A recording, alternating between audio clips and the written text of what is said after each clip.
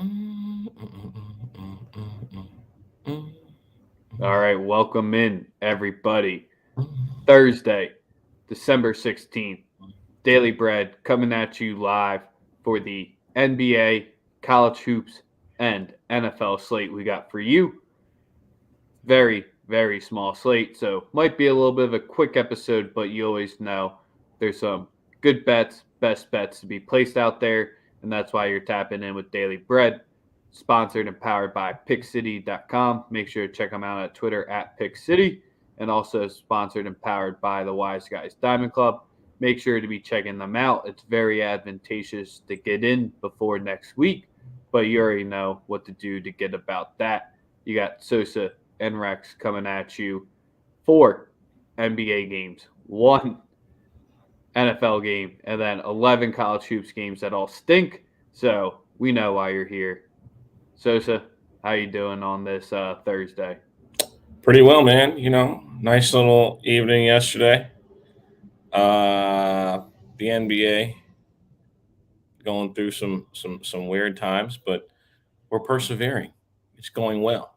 You know. Trying to Bucks think. won without all their pieces last night. We are all over that. Bucks won. Darius Garland got his 2.5 threes. Urban's out This for Urban kicking a Meyer kicker. got fired finally. I'm trying to think what else. Sixers laid an egg at the crib. Boy, did they. Boy, did they. Six later, I get the crib. What else? Joel just looking like not Joel.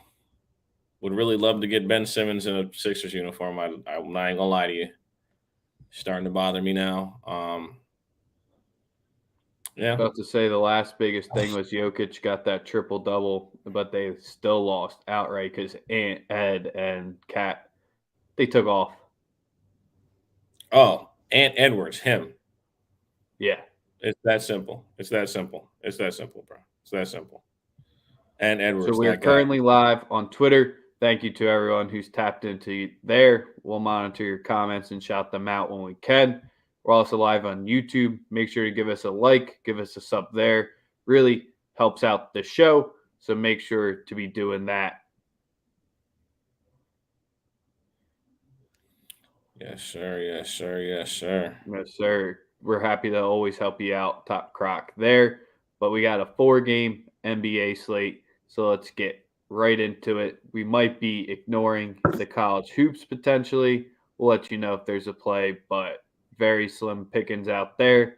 Let's start it off with the Pistons going to the Pacers. The Pacers back to back, still laying double digits, 10 in the hook there, total 210.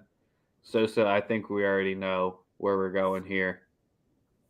You want to go to Cade? Everybody thinks we're going to go to Cade today, right? Yep, but Right. quick Borat not. Everybody is that the Cade's usually the auto bet man. I'm actually going to go after his 3-pointers tonight. I think that's the play that I like. Cade Cunningham over 2.5 threes at plus 160. That's my favorite play tonight. I think he puts him up and he knocks him down. Indiana gives it up. He's shooting. He's letting it fly. Wow. When everyone's thinking it's going to be a rebound or assist, the assist you come at us with, he's going to hit you with the threes tonight. Love it. Yes, that's what's going down tonight. I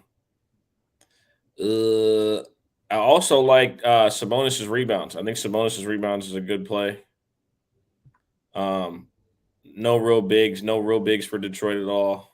12.5 at minus 110 seems a little too good to be true. Do we think it's that low because of the back-to-back and it's expected to be a blowout? That is correct.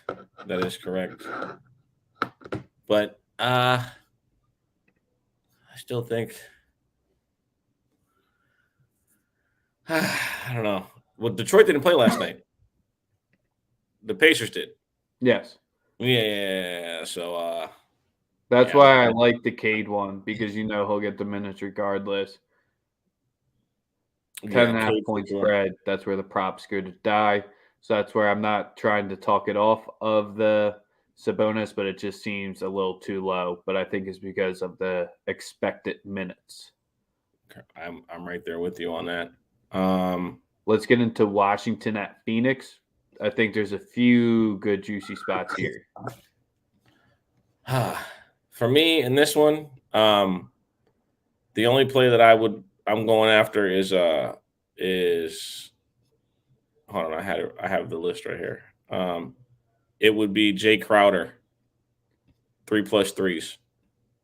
Ooh. At plus 215. Like that would be the play I would call.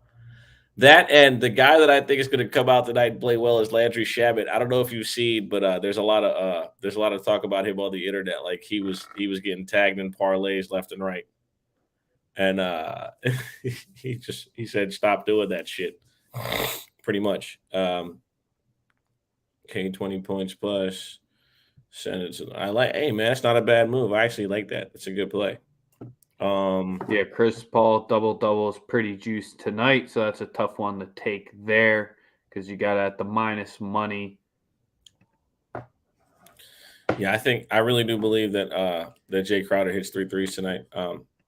Mikal Bridges don't even take them anymore, so I've stayed off that for certain.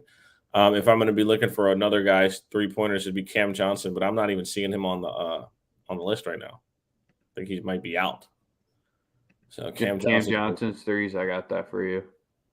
Cam Johnson's been lighting it up from 3. 2.5 plus 125. Yeah, he's been lighting it up. Right now, he's been lighting it up. As of recently, he's been letting them fly and hitting them. So not a bad look. The angle that I liked here the most, and the play that I want to be rocking with, I just got to get the Sosa approval.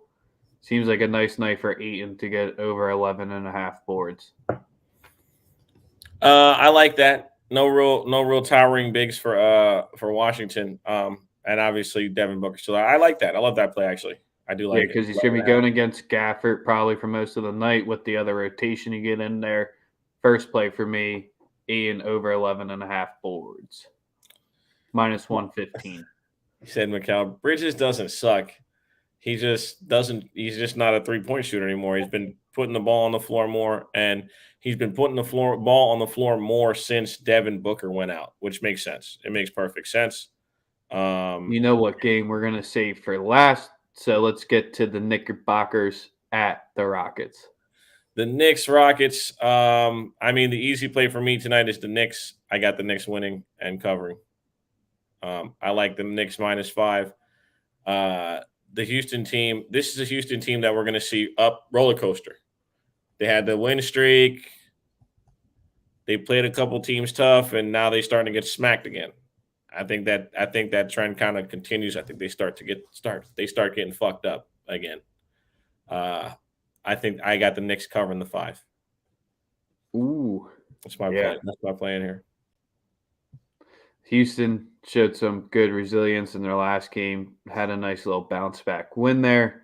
The Knicks are trending in the wrong direction, especially if you back their win total over. So hopefully you rocked with the under with the 42.5 with us there. That's really what I've been monitoring the Knicks games for. The threes have cooled off for them. Garrison Matthews, this guy keeps shouting him out every time I get to see it.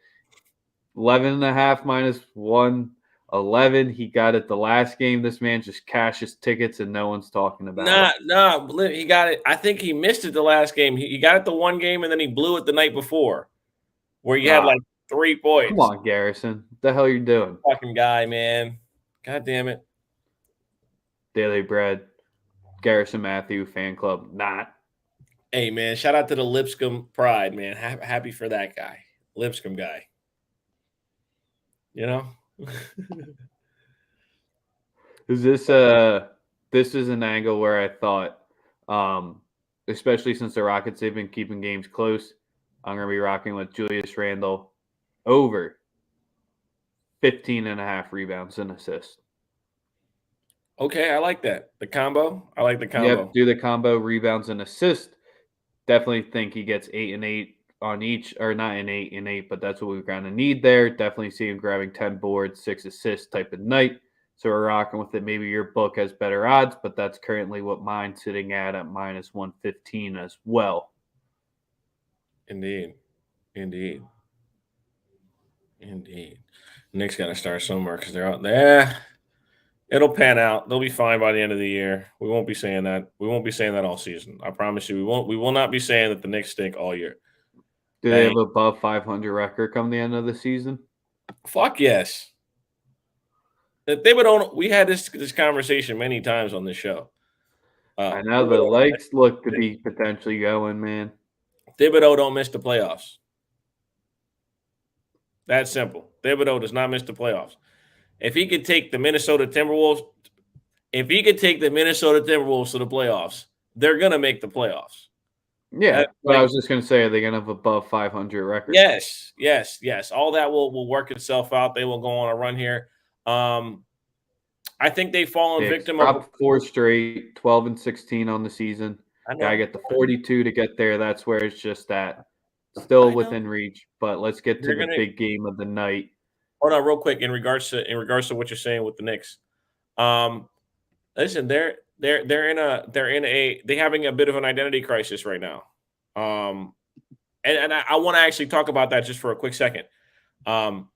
Listen, everything looks good at one point, then it looks completely off. Like that's the struggle that they're going through right now as an organization.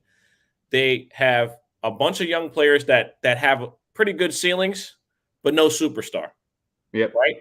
They've then fallen victim to the maybe Kemba's not washed situation that every team that has signed him has fallen into. Boston went, maybe he's not washed. He's washed. They benched him and they stink all of a sudden. That's part of it too. They're 2-7 since they took him out the lineup, since they stopped playing him. I just think that they're just in a situation where it's you went and got Kemba, you want to move forward with the youth that you have, but then you sign Eric Fournier. Now, I'm not mad at the Eric Fournier deal. It just looks really bad right now because he just looks like he stinks. He's not making shots. He's not doing what you're paying him for, right? Well, I guess that's what happens and helps when you play in Orlando when people just come in. It's like, we're playing Mickey today. It's exactly. So he's showing that, we brought you to New York. Remember he ended the season in Boston. They had him for like a few month rental, and then he ended up with the Knicks. But he stinks. Evan, whatever is the Eric Evan, that guy. What'd I say? Did I say Eric? Did I call him Eric? Eric. I think so. They all look the same, if you know what I mean. But let's get into the Sixers at the Nets. Oh man, we have to talk about this. Alexa, shut up. I guess by rule we have to. Right? They need to play Grimes more. What fucks me up is that they started playing my boy from Kentucky, Kevin. They started playing our boy Kevin Knox, and he had been hooping, and then he immediately gets COVID. Like, hey, finally gets a shot to play. Everybody's got COVID. It's like, yes, Kevin Knox going to get some minutes, and then boom, he gets COVID too. This is fucked up, man. This is fucked up. Can't build that rhythm with it. You had the Sixers, who I saw open as favorites tonight, but now have flipped to Brooklyn. Basically a pick 'em, 216 on the total. I never want to say fade the boys, but it seems like it's too easy tonight to fade them. It's a KD and friends night. Like 2 nights ago. KD and friends. That's what the roster is. KD and friends, man. It's like no Harden. This is KD and the other guys. Whoever is playing tonight. KD, you got to put some respect on Patty Mills. So at least probably drop 20 tonight. Shout out to Patty. Patty's going off. I mean, obviously, it's kind of by default, right? Like, no James Harden. Who else Sixers is going against the guard? Usually the point guard gets you a 20 burger. Yeah, I think that tonight's a Patty Mills night. His numbers are obviously going to be knocked down a little bit because of the last game, where they just, he was, half the fucking offense. Claxton looked good too, but Claxton ain't going to do shit against Embiid. I think we kind of know that. Yep. Patty Mills at over 17.5. Play him to 25 again. It's worth a sprinkle, in my opinion. Yeah, 17.5 is at even money. You got 19.5 at plus 125, Right. 21.5 at plus 175. So you know how that ladder works by now. But those are the small little increments to keep tearing down on if you want to go for the ladder. But I do like that 17.5 for him at even cash. And this is the play, the play that no one will probably say. Patty Mills right now is at over 3.5 assists, right? I'm going to play him to 6 assists tonight.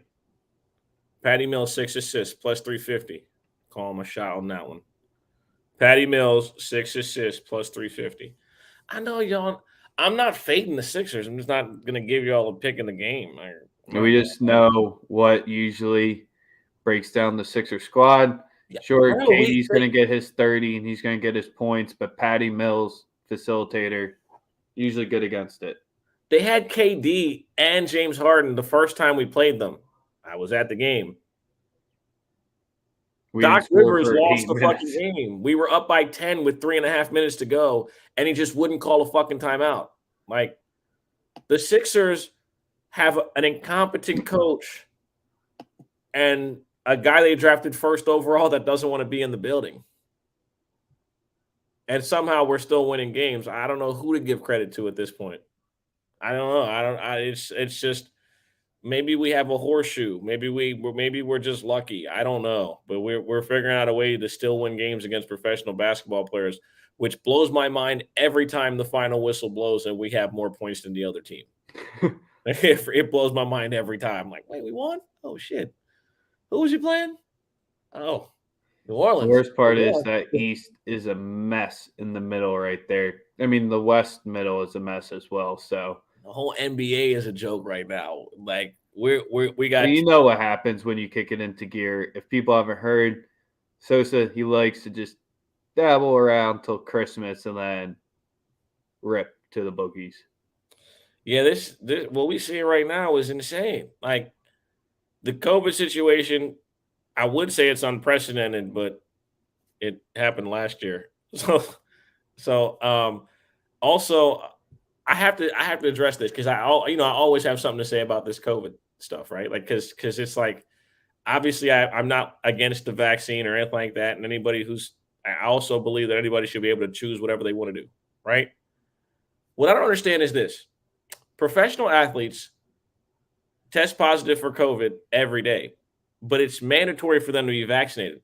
So if it's mandatory for you to be vaccinated, why do you have to be tested every day? I don't know. It doesn't make any sense at all. But again, that's a conversation for somewhere else. But it just doesn't make sense to me whatsoever. But yeah, and you see what's happening. Professional sports teams owners know that their bottom line is more important than anything else. So whether they got to get replacement players or postpone games, the money is all that matters. And what we're going to continue to – I mean, the NFL had a full season mid-pandemic. So I think we know what's driving everything here at the end of the day. What I do not like is that the competitive imbalance that it creates is not fair. And it's just a mess the way all these leagues are about it as far as restricting players or mandating vaccines when it doesn't really even fucking matter if you're vaccinated because you'll miss games regardless because you can still fucking get COVID. It's stupid as fuck. But again, that's my opinion, and I'm that's why we're on this show. I can have an opinion. So that's how it works. That's what happens when you own a show. That's how it works. College hoops. That's how it works. Just best to lay off it tonight. Duke, App State, Drake, Jackson State. Those are your top games. So let's get into Monday night football. It's Thursday. Thursday night football. It's Thursday. It's all right. I'm all out of whack here. But I do know the Chargers are playing the Chiefs at least that much. It should on paper it says it's a great matchup. Everyone's saying it's a great matchup. Why? Because they remember the game from week 3 when the Chiefs were just chilling, doing their usual, turning it over like hotcakes, acting like an Andy Reid coach team. Yeah. Got a quarterback too thirsty, trying to take too many big shots down the field, not taking the layups. Now we got a team in week 14, defense playing great, quarterback taking the layups, can't really defend it anymore, running backs healthy. I was about to say, Williams and Clyde have been one of the most integral parts of that offense because Williams he held it down when Clyde was out, and once Clyde came back, sure he doesn't look as explosive as great as it is, but just having those two guys be more than serviceable. There's one thing I want to say about tonight. I think it's a Tyreek game. I'm glad you said that, my guy. I think it's one of those games where if you're playing against him in fantasy, just rip to whatever. I think this is a game where he's going to get 8 to 11 catches, like 125 yards and a touchdown. I think this is a game where Tyreek goes off because he was held in his clamps the last game. I think he had in the first game, I think he had 4 or 5 catches for 50 yards. I think this is one where Tyreek pops. Oh, yeah. Tyreek, 120, 110 plus 240. Tyreek, 100 plus 182. I was already on it. We on the same page. We on the same boat. If y'all remember, he had 2 passes go off his hands. He had one play in which he was mad Pat didn't look for him, and he hit the receiver on a no-look pass that hit him in the fucking helmet that was picked off. They turned the ball over like hotcakes in the first half of that game. I really don't think the issue with the Travis Kelce situation is it's not really a great matchup for Travis Kelce because Derwin James played him great in the first game. Tyreek had a bad game. Turnovers were insane. I do also like Clyde Edwards-Helaire to get a touchdown tonight. You're not going to get great pricing on it right now. I believe it's it's a plus 130, which is actually pretty good. I like Clyde Edwards-Helaire first touchdown as well. First touchdown scorer of the game, Clyde Edwards-Helaire plus 470. I also like for Mike Williams to have a good game. I think Mike Williams will eclipse 54.5 yards. I also like him to go all the way up to 70, which I believe is plus money. 70 plus yards is plus 178. I do think that this game has a bit of an offensive explosion from both sides.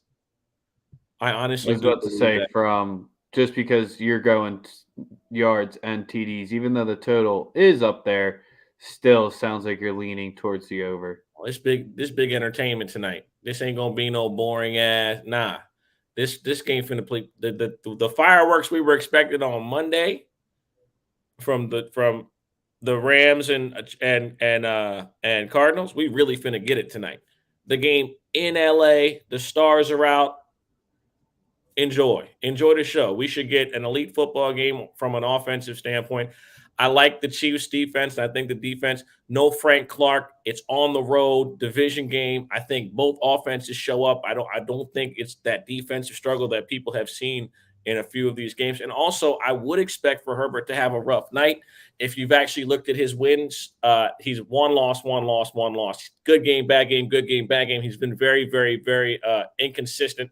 Even though the stats as a whole make it appear that he is, right? It's like the stats, the 30 touchdowns, amazing. 30 touchdowns back-to-back seasons to start a career, insane.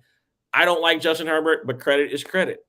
If Derwin James is out, then Travis Kelce too. Bro, listen, where we are right now is last man standing and next man up, right? It's like the two cliches. And listen, right now, both of these teams, especially the Chargers, they got to come out here and win, and it ain't gonna be their defense that do it. They want to score and score fast, just like Kansas City's going to want to do tonight. They're going to want to score and score fast. None of that other bullshit. It's get on the field and move it. Now, listen, if the Chargers do try to employ some sort of defensive strategy, they're not going to be able to do it. Let me explain why. You played your best game the first time this team played you. Yep. Andy Reid lost on a Sunday at 1 p.m. the first time y'all played in his house. I'm also going to give y'all the winner of my choice. I got the Chiefs winning this game. I think they're rolling right now. Got to put some respect on their name here. at some point. I don't know how it's a 3-point spread, a team on a 7-game win streak. I don't give a fuck if it's a divisional game or not. They got the better quarterback, the better defense, the better coach. And like, who the fuck is fearful of going into SoFi Stadium as an away team? Nobody. Nothing. It'll be a half and half home game here. It'll be a home game for the Chiefs. You're gonna hear more. You're gonna hear people yelling just as loud for the Chiefs. It's gonna be a joke. And like I said, that revenge factor is huge, especially in a place like Las Vegas wanted to do that dumb shit at the beginning of the game. You seen what happened. They don't even need to do nothing like that. They just need to show up because they already lost to this team. I like Kansas City tonight going away. So make sure you be checking out what their main man Chuck says from Kingdom Cast, our Sunday morning correspondent. Ward going to be the key in the secondary. He likes Jarrett Cook anytime Travarius Ward. He likes Herbert over INTs, and then bold prediction. What is it? Hitchens will have the best game of the season at the linebacker position today. That's our Chiefs correspondent, Kingdom Cast. Him and his fellas drop a great pod. And make sure to be checking them out. Ladies and gentlemen of Chiefs Kingdom, Kingdom Cast, both with a K. Make sure you guys are checking those out. Yeah, I was about to say my only official play in this one is I'm rocking with the Tyreek Hill over 89.5. I got that plus 110. You took the higher numbers there, so we have a ladder that we didn't plan. I'm on 3-player props tonight, 2 in hoops, 1 in NFL. Sosa gave you many, many looks from the 5 games that we covered today. Rewatch, like, subscribe, and that's all I got, man. Let's win some money tonight. Join the Diamond Club. What else? Check out Pick City if you want to get in touch with a ton of great handicappers. What else? Is the guys doing the hockey space today? Yep. Lee Green Bets, that sports guy, 6'7", and Melissa Cunningham. Make sure you guys are following them on the Twitter for all your hockey needs. Because you have a huge NHL slate tonight. Sosa and I will be hopped up in there talking about that, but we like to take the back seat to those 3 there because they're fine people. That's Lee Green Bets, Weapon X, he's on our show, Melissa Cunningham, Andy is Sports jumps in there sometimes. But until tomorrow, we're out you. Peace.